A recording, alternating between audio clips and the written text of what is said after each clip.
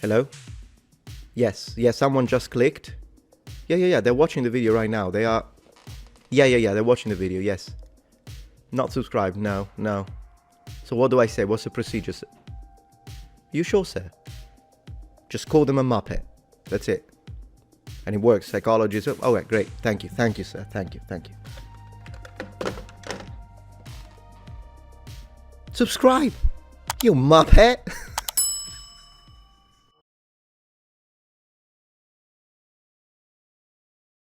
What have we got? Let's have a look at this video. We have got completely wrong history facts that you may still believe. I'm intrigued. It's from the channel Chat History. How about we have a look? That are wrong. History facts that are wrong. The ancient Egyptian pyramids were built by slaves. All right, so we're starting kind of strong, but we'll have to see how he elaborates this, because it might actually go into also a... I don't want to build a straw man. Let's see. This is probably one of the first things we all learned about in school when discussing ancient Egypt. Tens of thousands of slaves enduring endless hours of intense, forced physical labor while barely being fed or provided with adequate water. Drop a sack of sand, chisel something at the wrong angle, devout masochist, you're getting a whipping. Well, it's all poppycock. While there were slaves, they were mainly prisoners of war or household servants who tended to their landlords, but they weren't really part of the main labor force. Instead, laborers in ancient Egypt were conscripted using the corvée duty system, a way to pay off taxes through manual labor. According to the book The Pyramid Builders of Ancient Egypt, which discusses the pyramid builders of ancient Egypt, farmers were usually pulled from their laborious crop dusting for construction work whenever the Nile went all floody during the summer months. While the snobby rich upper class folk avoided manual labor by just paying off their tax burden, them smelly poors were tasked with construction of temples, tombs, and pyramids. Laborers who worked on the pyramids, as well as other large structures way back in the ancient times, were actually well provided for. This makes sense, as having a weakened labor force due to neglect or malnourishment, it doesn't really pay great dividends. Can't exactly move giant rocks when you're completely emaciated. Okay, so we are kind of halfway through the first point, and then he's going to move. I want to say, it is good, I think, to kind of redefine this concept of the pyramids being built by slave force, because that's what we thought. We used to think that it was only entirely tens of thousands, if 10,000 and even more, just slaves. And that's wrong. On the other hand, I want to raise a question here, and then maybe we can discuss it. I think it's wrong to also say that slaves weren't involved, like the way he said it now, because 100%, I mean, I can't say 100%, but it is very likely, based on the research I've done, because this is a highly debated topic still in academia, by the way. There isn't one single definition of this is how it was. It's very debated. And one of the things that I can say is that a culture that does have slaves, and we know they did, as he just correctly stated, I think that absolutely for unskilled labor, they would have used slaves. Does that mean that they were all slaves? No, I agree with him. I think a big chunk would have been corvée labor. As he says, it's an alternative to pay taxes. That's correct. I'm going to come back to what a corvée labor is, because for our definition, I think it might get a little tight. You'll see how it works. And then you also had skilled specialists. So the reality is, the way I look at it, is that the pyramids were built by three different types of workers. You had specialists, they were the smallest number, and they were very well paid, and they would do things like the casting, or like inscriptions, or hieroglyphs, so measurements, the engineers, all of those people, they were not slaves, they were very well paid, and that's that. The second type would be corvée labor, as he said. So these are general people, that the general population, and then instead of paying taxes, or in general, they are required to do this amount of work from their family. If they have a healthy male or more, then they're gonna send that for a certain amount of time. They're gonna do that job, and then they don't have to pay taxes or whatever it is. And so they are provided for, they are paid, but then again, not as much as the specialists. But then you did have slaves. Absolutely, you had slaves who worked in the war. Why wouldn't you use slaves and you know, prisoners of war and all that kind of stuff, particularly for, and I think that slaves would be used for moving stuff from place A to place B, and then in the quarries. That's my theory. How many? Difficult to say. I don't know how many slaves would have been used, and if it's if the numbers are actually similar, or if there are a lot more corvée and a little bit of slaves, or there is a lot of slaves and a certain amount of corvée labor. That's unfortunately difficult to know. But I do want to raise this question before we continue. Is a corvée worker a slave? And I think the reason why this gentleman right now appears to be like, they're not slaves, they're corvée laborers, is because maybe, I could be wrong, but maybe he has a little bit of an American definition of what a slave is, meaning chattel slavery. But slavery in classical antiquity did not work like chattel slavery. It was very different. For instance, a lot of the slaves, not all, but a lot of the slaves that the Romans had were paid. So you can be paid in classical antiquity and be a slave. The two things are not mutually exclusive. So what is it that makes you a slave? Well, if you're a slave, you cannot refuse to do the work, neither could the population that was called for corvée labor. If they refused, I've actually examined the documents from the period, and they tell us what the punishments are. You could become a slave for the rest of your life if you refuse to do corvée labor, for instance. So you could lose your freedom forever. You could be beaten to a pulp, and then you're going to go do it anyways. Or if you run away, the pharaoh and his officials will take someone else who's male and can work. So, for instance, your son is supposed to do it. He runs away. Well, then you're going to do it. So, or the uncle is going to do it. Someone is going to do it. And then another thing that is typical of slaves is that you'll be confined into sleeping quarters. Corvée laborers confined into sleeping quarters. You cannot leave. The only difference is that it's for a set amount of time. But this also happens in classical antiquity with slaves sometimes, that they have a set amount of time. And then if they make enough money, they could be freed. Or for instance, if the owner dies, they are freed, right? So that's also a thing. So at what point, how do we distinguish from a classical perspective a slave from a corvée laborer? Is it also a subcategory of slavery? And if it is, then now the numbers are back up. The majority would have been slaves, except for the specialist workers that were living in their own villages that were specifically built for them. So it really is a matter of nomenclature at this point. I would just be careful not to say slavery. No, there was no slavery, because at that point, I feel like we're misrepresenting the facts, if you know what I mean. Small villages have been discovered built specifically for housing laborers. These sites also contain various animal bones and plentiful bread jars showing a high-quality diet. But of course, the system wasn't perfect. Thanks to some classic upper-class corruption, sometimes things didn't always go right for these laborers, but they had the power to stand their ground. Dating all the way back to 1170 BC, written evidence has been found of an artisan's strike while constructing a tomb for then-pharaoh Ramesses III. The artisans complained about a lack of promised rations and outright refused to continue their work, dropping their chisels and their hammers to march right up to the ruling class's temples to make their demands. What do we want? Food! When do we want it? Food! After chit-chatting with the local vizier, the workers were able to secure the rations and continued their work. Now don't get me wrong, the labor that these guys endured was backbreaking, extremely strenuous, and downright exhausting. But they weren't outright enslaved or mistreated, as historians previously thought. The specialist workers, I agree. But then again, I wouldn't remove completely the idea that slavery was a thing, because when it comes to the construction of all of the different pyramids, because I do think it was part of it, absolutely. But yeah, for sure. We've all heard the legends about King Tut's tomb, right? If you disturb an ancient king's burial grounds, you'll be cursed, doomed to die a horrible death. Well, it's not so. You'd probably cough a bit from inhaling millennia-old mummy powder, but that's about it. Now, there has been evidence of some ancient tombs inscribed with curse-like carvings. For example, ancient warlord and Egyptian noble Anktifi wrote that, quote, "Any ruler who shall do evil or wickedness to his coffin, may the gods not accept any goods he offers, and may his heir never inherit."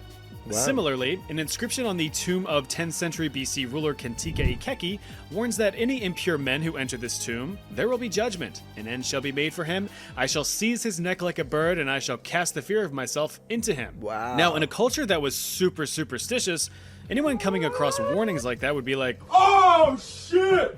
A ghost!" prompting them to 180 right out of the room. When King Tut's tomb was discovered in 1922, no such written reprimands or warnings were ever found. In reality, the rumor of King Tut's curse revolves around one George Edward Stanhope Molyneux Herbert, 5th Earl of Carnarvon. Oh, goodness gracious, that's a perfect name for a cat. Literally, guys, that's a perfect name. George, this is my cat. George Edward Stanhope Molyneux. Herbert the Fifth, Earl of Goodness Gracious. Earl of Goodness Gracious. I would like to underline the first spell. I liked the first spell. Where is the first curse? Where is it? Where did it go? There we go. Any impure man who enters this tomb, there will be judgment. Yeah, I'm going to use it. I'm going to use it. Any impure subredditor who enters this channel, there will be judgment. An end shall be made for him. I shall seize his neck like a bird. I shall cast a fear of myself into him. I'm so going to use it, guys. A rich English white dude who funded the whole expedition that led to the discovery of the sandy sarcophagus. He died a whole 4 months after the opening of the tomb. Right. After which a journalist did what journalists do and printed a whole bunch of sensationalized fake news, attributing Lord Carnarvon's death to an inexplicable curse. To no surprise, the media ran with it, making claims of a written curse being uncovered with the tomb, though this never happened. So how did Lord Carnarvon die? He done got bit by a mosquito. How die then? That's an interesting way to write it. Bitten by a mosquito. How do you know it wasn't sent by King Tutankhamun, though? The resulting bump was accidentally slashed while he was shaving, making a gracious. pretty nasty cut that later got infected. The old chap died of blood poisoning at the age of 56. Ooh. Dedicated believers have tried to attribute other deaths to the curse, but they're really grasping for straws. Of the 58 people who were present at the opening of the tomb, only 8 had died within a dozen years of the discovery, and by various means ranging from cancer to murder to natural causes. The majority of the... Yeah, but it's an unfalsifiable claim, because anyone who wants to absolutely believe in this thing, they will say, well, yeah, of course they got cancer because they uncovered the tomb, otherwise they wouldn't have got it. Of course they got murdered because of the curse. Like, they can always, it's an unfalsifiable statement, really. Men went to live on full, healthy lives. At least they didn't steal any spooky slabs. That might have been a different story. Spartans threw babies off a cliff. Ah, I see where it's going. Yeah, it could be that it's a Roman rumor. When you think of Spartans, you probably think about them slippery, shiny hunks of warrior men. Well, if I think on Spartans, I don't think of a black African man, I'll be honest with you. You know me? If I think of a black African man, I'm thinking of different civilizations, cultures, and kingdoms like Kush. But whatever, yeah. As portrayed on the silver screen, a society of strict and viciously trained bloodthirsty warriors who could decimate any opposing army. But while you're thinking about oiled up, shirtless, muscular men, you might question if this portrayal is historically accurate. It's not. In reality, the Greek city-state of Sparta had no professional army. Although growing up with militaristic training, the purpose was not to create warriors, but perfected, hardened, and respectable citizens who could serve to defend their homeland if need be. That little element of perfection is where some rumors of Spartan eugenics come in. It is believed that ancient Spartans practiced infanticide, the act of killing deformed or undesired babies as a way to strengthen the Spartan society. However, the biggest downfall of this myth is that there's only one historical source that alludes to this barbaric practice, and it's this guy, Roman historian Plutarch. He wrote that Spartan elders would examine newborns for imperfection. It's possible that it's something that he just made up, or like a rumor. We don't know. But it's because we have no other mention, particularly within the Greek world, then it's possible that it's like a rumor just to say, oh, goodness gracious, did you hear? We don't know, but it's one of those things. So, yeah, there's another thing I wanted to say. Let me see. Pretty good video so far, though. I like it. So the Spartan thing, he said. Yeah, you know, the part where he had to censor the Renaissance art because he can't show nudity is so, I know it's not his fault. Hate the game, not the player. I understand he needs to do it, and so do I. But it is so stupid. So when it's like Renaissance art, then you have to, oh no, don't show any nudity. And then on YouTube, you've got nude yoga and what is it, like Brazilian shaving, like if oh no, it's a tutorial. Are you joking? So real people you could show nudity, and of course you know they're doing it on purpose so that people click, and I don't even know why, because I mean you can find prawn everywhere. I don't see why you have to find it, whatever. But then the art, the statues need to be censored. How stupid of a society have we become at this point? Like literally in 300 years, people will look back at this kind of stuff and say, these guys were idiots. Well, I want it written right now. I disagree with this nonsense. So someone who is watching this video in 500 years in the future, please note, I have nothing whatsoever to do with this nonsense. Just wanted to say it. You know what it is. Or weaknesses. Good, good, bad, good. What the? Hello, Daddy. Oh no. Ew. If any were ever found, they would just yeetus the fetus off the Taygetus mountainside. This ensured that only the best of the best would be able to thrive to crushing adulthood. But this bit of literature is almost certainly a bunch of baloney. While historians can't confirm with 100% certainty, they can confirm with 99.9% certainty that this just flat out never happened.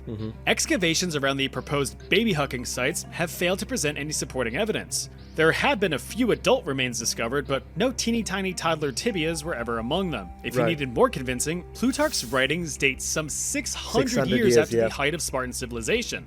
So it might have just been some silly Spartan slander. That would be like if future archaeologists in the year 4000 unearthed fan fiction from today about how medieval Europeans would just shit their britches to ward off witches. Sure, it's questionable, but you could kind of see that happening, right?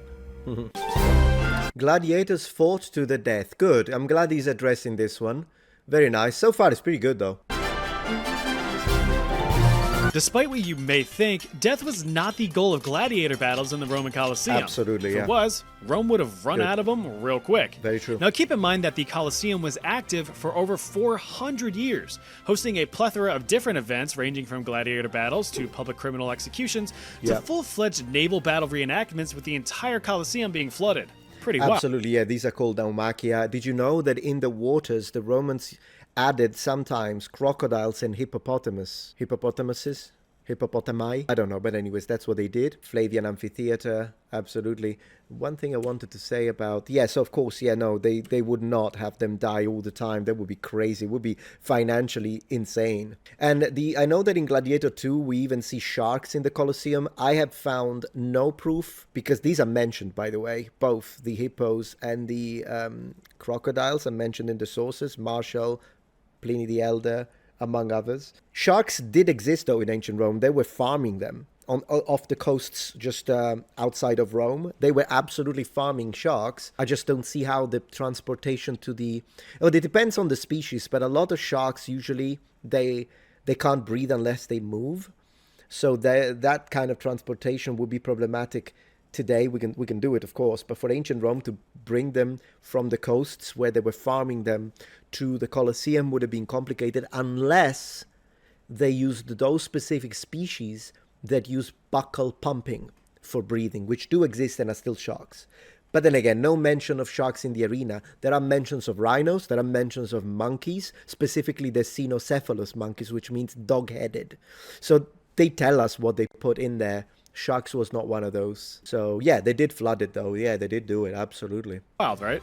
Well, gladiator battles were basically the equivalent of today's UFC or boxing matches. MMA. Just with swords and spears instead of fists. MMA. These fights were spectacles of sport and the gladiators were the athletes. Yeah. You had some super famous gladiators, rookie gladiators, and everything in between.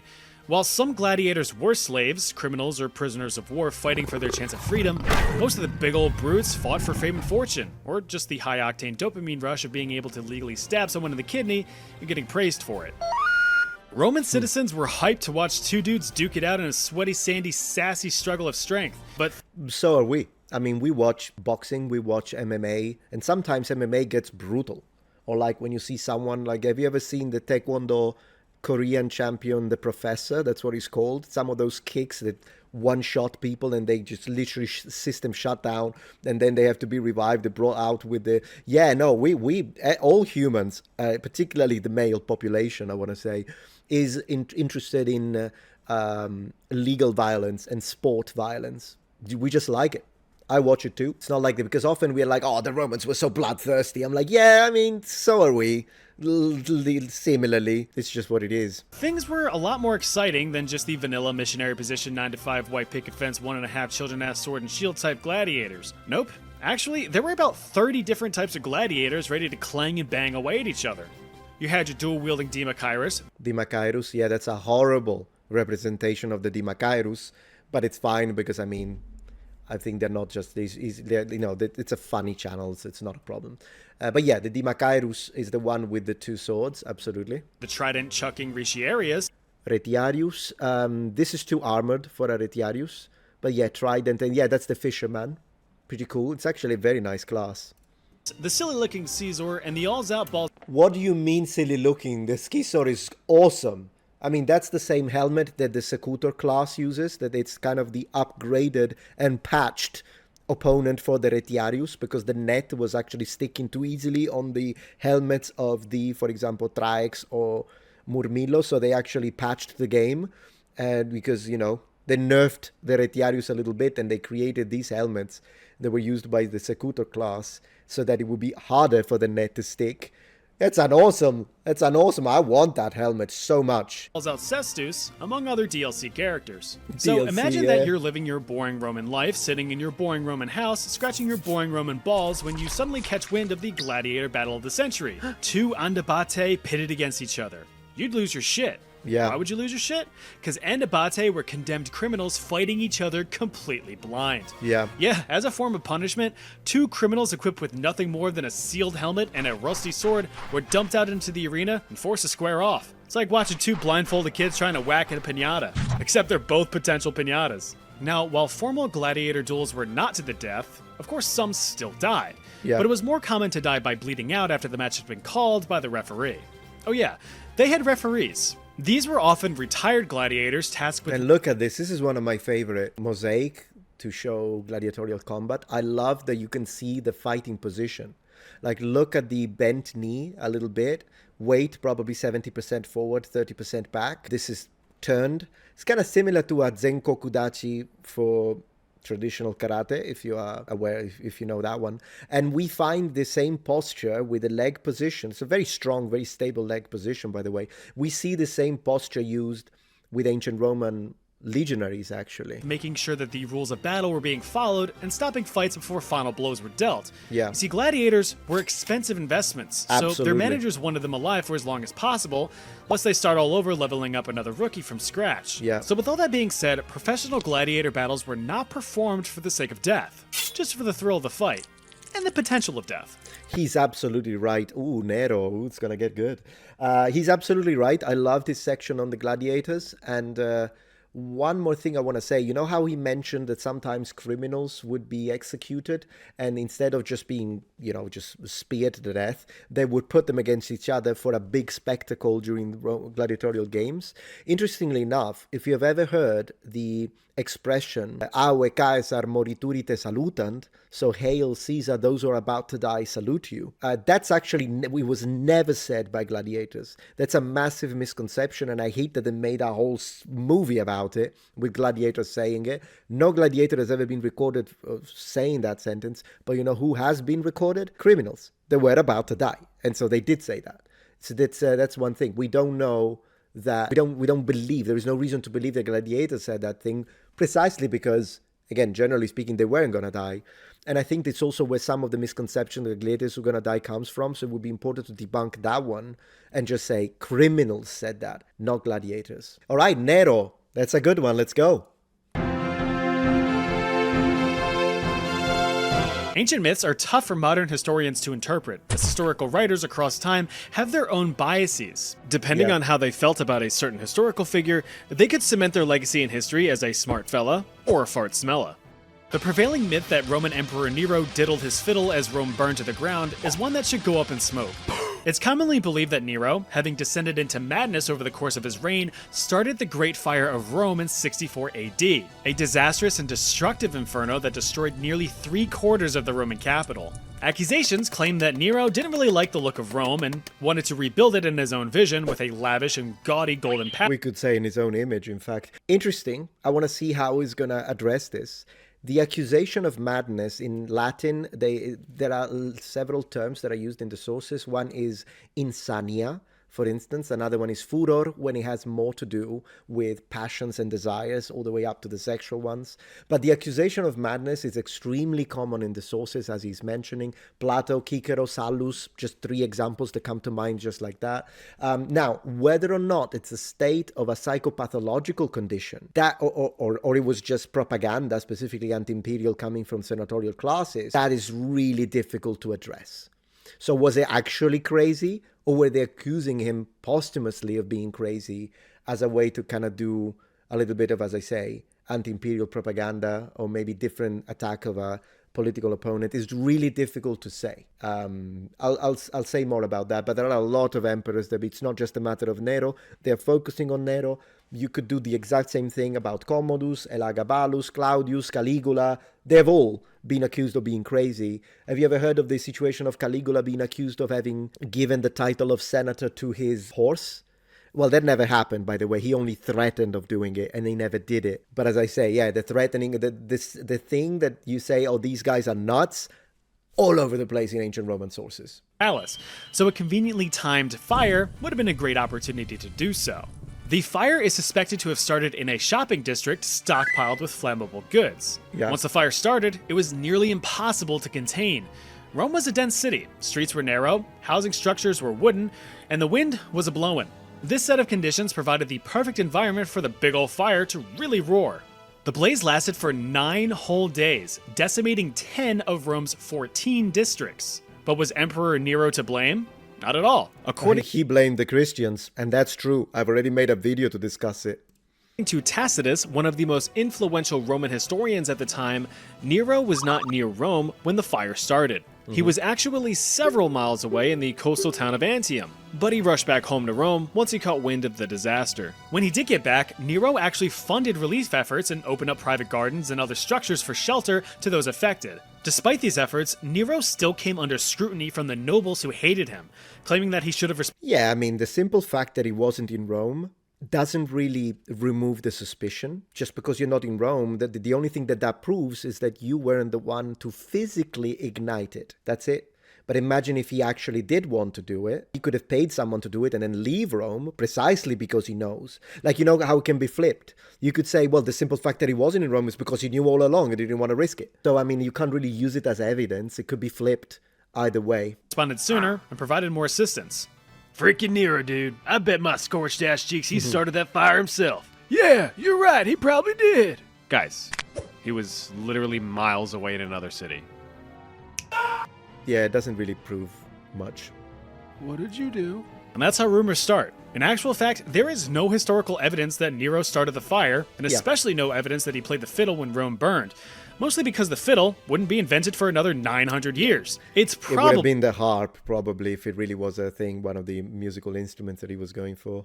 And by the way, the fact that we are told, one of the things in which the Roman historians actually attacked the character of people of rank was oftentimes to underline that they were indulging in things that weren't appropriate for their rank. So playing instruments is one of these. Another one would be fighting as a gladiator. That's one of the things that was used, like you're not supposed to. So there's nothing wrong with fighting as a gladiator as long as you do it within the rank that makes it appropriate. So there is a lot of that in Rome, and there are plenty of other things that are mentioned, like, for instance, the fact that Elagabalus was putting on makeup. This is something that people sometimes bring up to say, look, he was transgender. He wasn't. He was putting on makeup because it was an Eastern tradition within a ritualistic religious cult because he was from that area, was from Syria. And that's something that he did. But the Romans do make fun of him precisely because to them, it's like something that they called mollezze. I'm using the Italian term now, mollezze dell'Est, which could be translated as, those weak men of the East that do things that we don't do because we are real men. That's how the sources attack him. Now, there was a certain level, for instance, of sexual debauchery with a lot of Roman emperors, like even worse than Elagabalus. For instance, you've got people like Tiberius and Claudius, if I'm not wrong, but Tiberius for sure, who started to be attracted by minors, for instance, even very young. So that's, the kind of disgusting behavior. But once again, is it true? Or is it something that was actually written just to discredit him? It's always difficult to know when it comes to anti-imperial propaganda specifically. And when it comes to Tiberius, it's also possible that he was getting senile at that point, because it gets worse the older he gets. So there's that. But in general, this idea of whether they were crazy or not, so is it actually a, mentally unstable clinical condition, or are they just calling them mad because when someone is mad, then you can justify anything that you throw at them because they're crazy. So if they're crazy, then they do this stuff because they are crazy. They're all crazy. We don't want to deal with that. It's difficult to say. I think one interpretation that I read at one point, because this has been, they've been trying to look at the different accusations and do an analysis. And maybe some of these emperors may have had epileptic psychosis. But once again, take that with a grain of salt, because it's really difficult to do that kind of diagnosis from someone who was, alive 2,000 years ago. That the claim is part of Christian propaganda, as Nero famously blamed them for the fire, leading to their persecution. Yeah. So who really got... Yeah, Christians didn't appreciate that. I mean, yeah, totally. Who is Nero? He burned a lot of Christians. Okay, well, I gotta say, this is a pretty nice video. As you know, I don't watch them until the end, so the Aztec part, I'm gonna skip it so you guys can watch it. And I'm just gonna watch the very end to see what he's gonna say at the end. Let's have a look, but pretty good. The 1829 stock market crash did not cause the Great Depression. It was the writing on the wall that the system was breaking. Okay, yeah, I wouldn't know anything about this whatsoever, so the crash of Wall Street, I haven't got a clue. From repeating itself. And we'll see how that goes. Well, that's the end of this video. Cool. Did you learn something new? I gotta say, pretty good. Very entertaining. So I'll give him a like, as usual. Channel is Chat History. And very nice. Very nice. Appreciate that. If you're enjoying this video so far, please take a moment to check out my Patreon page. With as little as a $5 support, you can help us ensure that we can continue to produce high quality and high researched content. And at the same time, you get access to polls, extra videos, unlisted streams, and much more. Thank you so much.